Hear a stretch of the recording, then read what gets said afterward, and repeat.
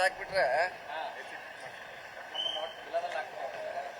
ಯಾವ ಕಡೆ ಹಿಂದೆ ಮುಂದೆ ನೋಡಬಾರ್ದು ಎಲ್ಲ ತಡೆಗೋಡೆ ಹಾಕಿದ್ದೀರಾ? ಹಿಂದಿನ ಸರ್ಕಾರದಾಗಿದ್ದು ಈಗ ಆಗಿದೆ ಅಷ್ಟೇ, ಹೊಸದಿಲ್ಲ ಇದೆ. ಹೌದ್ರೆ ಈಗ ಚೆನ್ನಾಗಿದೆ ಬಿಟ್ಟಿದೆ.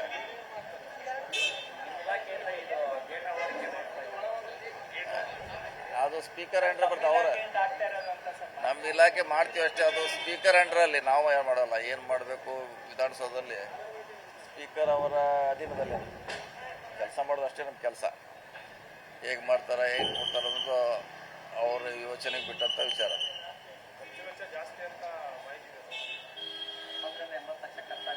ಇಲ್ಲ ಗೊತ್ತಿಲ್ಲ ನಮ್ಗೆ. ಅದು 4G ಅಲ್ಲಿ ಮಾಡ್ತಾರೆ. ಸೊ ಹೀಗಾಗಿ ಕೊಟ್ಟಿರ್ತೀವಿ ಅದು ಸರಿ 4G. ಸೊ ನೋಡ್ಬೇಕು, ನೀವು ಹೇಳಿದ ಮ್ಯಾಗೆ ಚೆಕ್ ಮಾಡೋಣ. ಈಗ ಮತ್ತೊಂದು ಕಡೆ ಅವಕಾಶ ಮಾಡಿಕೊಟ್ರೆ ಮುಂದೆ 2 ಬಜೆಟ್ ಮಂಡಿಸ್ತೀನಿ ಅಂತ ಸಿಎಂ ಹೇಳಿದ್ದಾರೆ. ಈಗ ಅವ್ರನ್ನೇ ಕೇಳಬೇಕಲ್ಲ, ಬರ್ತಾರೆ ಸಿಎಂ ಅವ್ರು ಕೇಳಿ ಅವ್ರನ್ನೇ.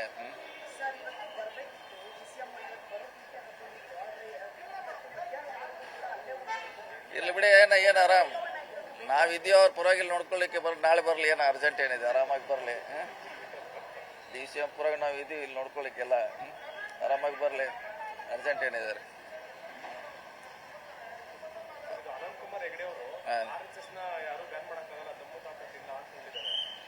ಇನ್ನೂರಿಗೆ ಯಾರು ಮಾಡಿಯಲ್ಲ, ಪ್ರಶ್ನೆ ಇಲ್ಲ ಇದ್ರೆ ಅದೇ.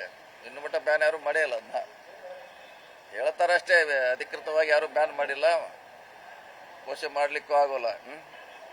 ಅದೇ ಪ್ರಶ್ನೆ ಇಲ್ಲ, ಅದಕ್ಕೆ ಚರ್ಚೆ ವಿಷಯ ಅಲ್ಲ. ಅದೇ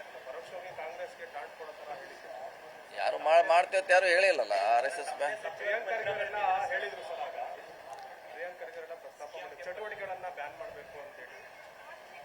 ಚಟುವಟಿಕೆ ಬೇರೆ, ಸಂಘ ನಿರ್ಬಂಧ ಮಾಡೋದಕ್ಕೂ ವ್ಯತ್ಯಾಸ ಇದೆ. ಅದು ಬೇರೆ ವಿಷಯ, ಈ ವಿಷಯ ಬೇರೆ.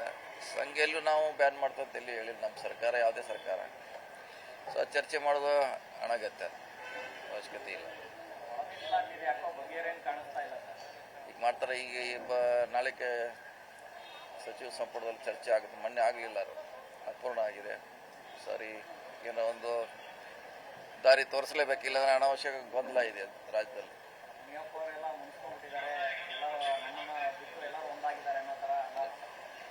ಎಲ್ಲರ ಸರ್ಕಾರ ಎಲ್ಲರ ಪರವಾಗಿದೆ, ಅವ್ರ ಪರವಾಗಿ ಇವ್ರ ಪರವಾಗಿಲ್ಲ, ಎಲ್ಲರ ಪರವಾಗಿದೆ. ಸೊ ನೋಡೋಣ, ಈಗ ಕ್ಯಾಬಿನೆಟ್ನಲ್ಲಿ ಏನಾದ್ರು ಅದಕ್ಕೆ ಒಂದು ದಾರಿ ಹುಡುಕ್ಲಿಕ್ಕೆ ಪ್ರಯತ್ನ ಮಾಡಿದೆ ಸರ್ಕಾರ. ಓಕೆ. ನಿರ್ಭೀತ, ನಿಷ್ಪಕ್ಷಪಾತ, ವಿಶ್ವಾಸಾರ್ಹ ಸುದ್ದಿಗಳಿಗೆ ಮತ್ತೊಂದು ಹೆಸರಾಗಿರುವ News18 ಕನ್ನಡ ಈಗ ಆಪ್ನಲ್ಲೂ ಲಭ್ಯವಿದೆ. ದಯವಿಟ್ಟು ಇಲ್ಲಿರುವ QR ಕೋಡ್ ಅನ್ನು ಸ್ಕ್ಯಾನ್ ಮಾಡಿಕೊಂಡು ಆಪ್ ಡೌನ್ಲೋಡ್ ಮಾಡೋದಕ್ಕೆ ಮರಿಬೇಡಿ. ನಿಮ್ಮ ಬೆಂಬಲ ಹೀಗೆ ಸದಾ ನಮ್ಮೊಂದಿಗಿರಲಿ. ಧನ್ಯವಾದ.